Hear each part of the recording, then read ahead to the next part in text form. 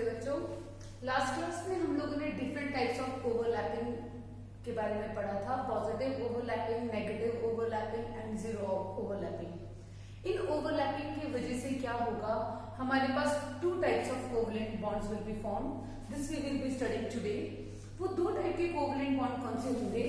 First जो bond होगा that is sigma bond. ये जो सिग्मा बॉन्ड है, this is represented like this, while other bond formed by overlapping is pi bond, which is represented like this. So किस तरीके से overlapping हो रही है एटॉमिक ऑर्बिटल्स की, उसके according to types of bond will be formed, sigma bond and pi bond. Sigma bonds are also known as axial bonds. Why? Because sigma bond is formed by end-to-end or head-on overlapping of atomic orbitals along internuclear axis. Internuclear axis के along orbitals जो हैं वो overlap करेंगे, और जब along internuclear axis orbitals की overlapping होगी तो जो बॉन्ड बनेगा उस बॉन्ड को हम लोग क्या कहेंगे? Sigma bond. फॉर एग्जाम्पल हम लोग बात करें पीजेड ऑर्बिटल्स की ओवरलैपिंग, जो हम लोगों ने कल भी की थी. ये हमारे पास पीजेड ऑर्बिटल है और ये मैंने अपना दूसरा पीजेड ऑर्बिटल के अकॉर्डिंग ओवरलैप करवाया था, और मैंने आपको कहा था यहाँ बीच में सेंटर में जो इलेक्ट्रॉन्स है दे गेट पेयर्ड अप. जितनी ज्यादा ये ओवरलैपिंग होगी उतना ही बॉन्ड जो होगा वो क्या बनेगा? स्ट्रॉन्ग बनेगा. अब अगर मान लीजिए this is the internuclear axis, Z axis को मैं क्या कह रही हूँ? इंटरन्यूक्लियर एक्सिस कह रही हूँ. पॉजिटिव ओवरलैपिंग मैं शुरू कर रही हूँ. तो अब आप देखेंगे this is the internuclear axis, और जो ऑर्बिटल्स की ओवरलैपिंग हो रही है वो अलोंग एक्सिस हो रही है. इसीलिए ये जो बॉन्ड हमारे ऑर्बिटल्स के बीच में बन रहा है, इस बॉन्ड को हम लोग क्या कहेंगे? Sigma bond. इसी तरीके से एसएस ऑर्बिटल्स भी जब भी ओवरलैप करेंगे तो भी हमारे पास जो बॉन्ड बनेगा that is always sigma bond. तो सिग्मा बॉन्ड जो है दो टाइप के ऑर्बिटल्स के ओवरलैपिंग पे बनेंगे. हम लोग पीजेड, अगर मैं जेड को इंटरन्यूक्लियर एक्सिस दूंगी तो पीजेड ऑर्बिटल्स के ओवरलैपिंग पे सिग्मा बॉन्ड बनेगा.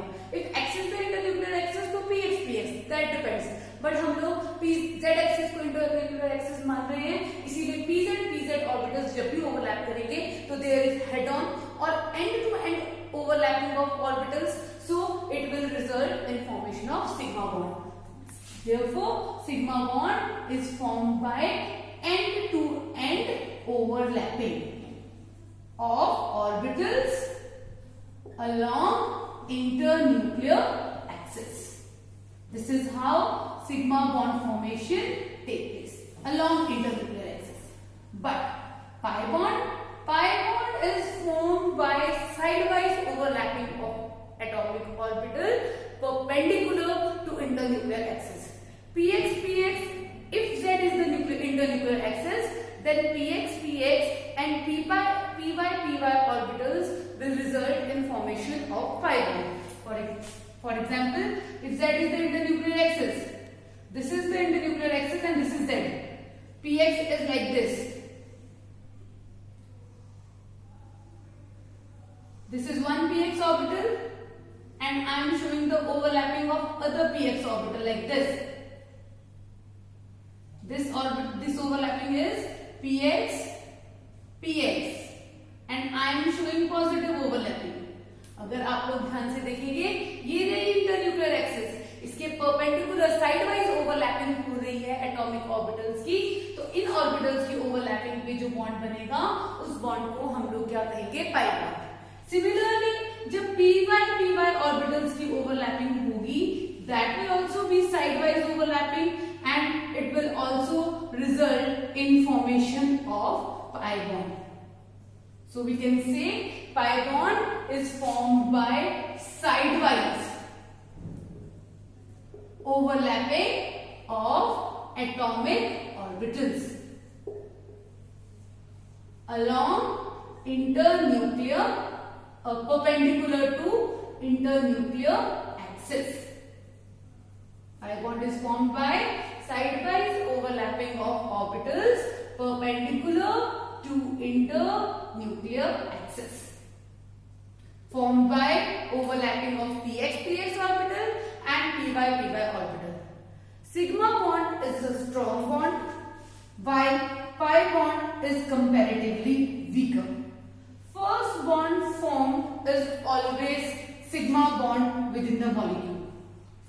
एग्जाम्पल बच्चों मैं बात कर रही हूँ नाइट्रोजन की। हमें पता है दो नाइट्रोजन के एटम्स के बीच में ट्रिपल बॉन्ड होता है, पता है हमें। इस ट्रिपल बॉन्ड में पहला बॉन्ड जो होगा वो हमेशा सिग्मा होगा। रेस्ट जितने भी बॉन्ड उन दोनों एटम्स के बीच में बनेंगे they are always pi bond. ये भी पाई बॉन्ड है, ये भी पाई बॉन्ड है। कहने का मतलब नाइट्रोजन मॉलिक्यूल में सिग्मा बॉन्ड 1 है और पाई बॉन्ड कितने हैं? 2 है। कैसे बने ये भी हम लोग डिस्कस कर सकते हैं। फॉर एग्जाम्पल ये देखिए, ओवरलैपिंग शो करते हैं नाइट्रोजन मॉलिक्यूल के अंदर कि किस तरीके से बॉन्डिंग हो रही है। जो हमारे पास नाइट्रोजन होता है उसका एटॉमिक नंबर 7 होता है और उसके 2p जो होता है वो हाफ फिल्ड होता है, 2p3 कॉन्फ़िगरेशन होती है। जैसे मैं दो नाइट्रोजन एटम्स को ले रही हूं, नाइट्रोजन कॉन्फ़िगरेशन है 1s2 2s2 2p3। इसी तरीके से हमारे पास जो दो नाइट्रोजन एटम्स कंबाइन कर रहे हैं, दूसरा जो नाइट्रोजन होगा उसकी कॉन्फ़िगरेशन भी यही होगी 1s2 2s2 2p3। Let's draw the orbital diagram of 2p. 2p में 3 orbitals होंगे having 3 electrons like this. One is px, one is py and one is pz. Similarly, इस नाइट्रोजन में भी 3 electrons है like this. इसके opposite spin बना देते हैं क्योंकि दो ऑर्बिटल्स ऑपोजिट स्पिन के इलेक्ट्रॉन्स ही पेयर अप करेंगे इस तरीके से। ये इस नाइट्रोजन के, ये इस नाइट्रोजन के। अब देखिए क्या होगा, ये नाइट्रोजन है, ये नाइट्रोजन है। इसके pz ऑर्बिटल्स को मैं इंटरन्यूक्लियर एक्सिस मान रही हूं, तो मैं pz ऑर्बिटल्स की ओवरलैपिंग से क्या कर रही हूं? सिग्मा बॉन्ड बना रही हूं। ये क्या हो गया? This is pz orbital and this is pz orbital of other nitrogen. अब मैंने pz ऑर्बिटल की ओवरलैपिंग करवाई और मैंने पहला बॉन्ड क्या बना दिया? सिग्मा। अब हमें पता है नाइट्रोजन के ऊपर x ऑर्बिटल इस तरीके से पड़ा होगा px। मान लीजिए दिस इज px, इसमें भी एक इलेक्ट्रॉन है और इसमें भी एक इलेक्ट्रॉन है। अब ये दोनों आपस में ओवरलैप करेंगे। क्लियर दिख रहा है कि जो ओवरलैपिंग हो रही है वो क्या हो रही है? साइड वाइज ओवरलैपिंग हो रही है। तो ये जो बॉन्ड बनेगा ये क्या बन गया? पाई बॉन्ड बन गया। इसी तरीके से py जो होगा थोड़ा स्लैंटिंग होगा इस तरीके से। Similarly this is py orbital of second nitrogen atom, both are having one electron. Again they will undergo sidewise overlapping. py will overlap with py. Again another pi bond is formed. That is why मैंने आपको कहा था कि जो दो atoms होंगे उनके बीच में जो पहला बॉन्ड होगा वो हमेशा सिग्मा होगा और बाकी जो बॉन्ड होंगे वो क्या होंगे? पाई होंगे। क्योंकि extent of overlapping, end to end overlapping में एक्सटेंट ऑफ ओवरलैपिंग क्या होती है? ज्यादा होती है। इसीलिए सिग्मा बॉन्ड जो होगा पाई बॉन्ड से क्या होगा? स्ट्रॉन्गर होगा। क्वेश्चंस जो है कई बार एग्जाम में इस तरीके से आते हैं कि हम लोगों को कोई कंपाउंड दिया होगा और कहते हैं कि calculate total number of sigma and pi bond और सिग्मा और pi electrons present in a molecule. For example I am having the compound CH3 C triple bond CH3Cl. Question is you have to determine total number of sigma and pi electrons. इसी के साथ मैं आप लोगों को hybridisation भी बताऊंगी। सबसे पहले हम लोग इसको खोल के लिखेंगे। ये C कार्बन के 3 हाइड्रोजन इस तरीके से जुड़े हुए हैं एंड देन C और Cn के बीच में ट्रिपल बॉन्ड होता है इस तरीके से। Now let's mark the sigma bond. जो फर्स्ट बॉन्ड होगा दैट इज ऑलवेज सिग्मा। तो this is sigma, this is sigma, this is sigma, this is sigma, this is sigma and these two are pi. Let's calculate total sigma bonds. 1 2 3 4 5. So sigma bonds are 5 and pi bonds are 1 and 1 2. So in this molecule total sigma bond present are 5 and pi bonds present are 2. One more example, benzene.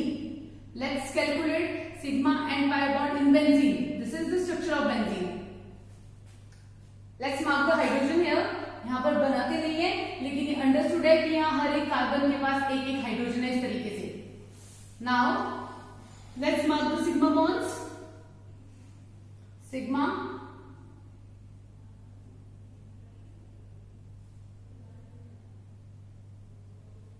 And pi 3।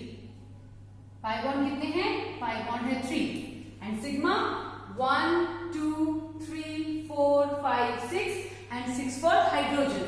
तो total sigma bond benzene के अंदर कितने हैं 12 और pi bond कितने हैं 3। इस तरीके से हम लोग क्या करते हैं सिग्मा और पाई बॉन्ड निकालते हैं। बच्चों ये जो ऑर्गेनिक कंपाउंड्स हैं इसमें हम लोग सिग्मा बॉन्ड्स काउंट करके हाइब्रिडाइजेशन भी बता सकते हैं। अगर हमारे पास जो कार्बन है that is forming 4 sigma bonds, अगर कार्बन 4 सिग्मा बॉन्ड्स बना रहा है तो उसकी हाइब्रिडाइजेशन होगी sp3, 1s and 3p, total is 4. Similarly, if it is forming 3 sigma bonds, then hybridization is sp2. 2 sigma bonds, then hybridization is sp. For example, I want to calculate hybridization of this and this carbon. Now let's see. This carbon alone is forming 1, 2, 3 and 4 sigma bonds. So hybridization of this carbon will be sp3. Let's see this carbon. This carbon is forming 2 sigma bonds. So hybridization of this carbon will be sp. Let's see one more example. CH3, C double bond C, C double bond O, OH.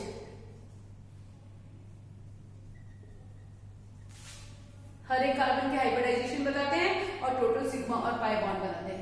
ये carbon कितने sigma bond बना रहा है 3 hydrogen के साथ और ये भी सिग्मा है तो टोटल सिग्मा बॉन्ड 4 है तो this carbon will show sp3 hybridization. This carbon is forming 3 sigma bond, so it will show sp2 hybridization.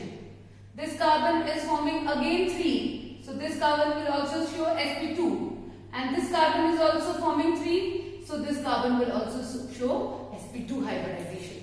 Let's calculate total sigma bond. 3 for this, 4, 5, 6, 7, 8, 9, 10 and 11. Oxygen और hydrogen के sigma bond को भी count करेंगे तो इस structure के अंदर total sigma bond है 11 और पाई बॉन्ड की बात करें तो ये पाई बॉन्ड एक यहाँ पर है और एक यहाँ पर है तो पाई बॉन्ड कितने हैं 2. सो कंक्लूडिंग जो पहला बॉन्ड होगा दो एटम्स के बीच में वो हमेशा सिग्मा होगा, रेस्ट जितने भी बॉन्ड्स बनाएंगे वो क्या होंगे पाई बॉन्ड.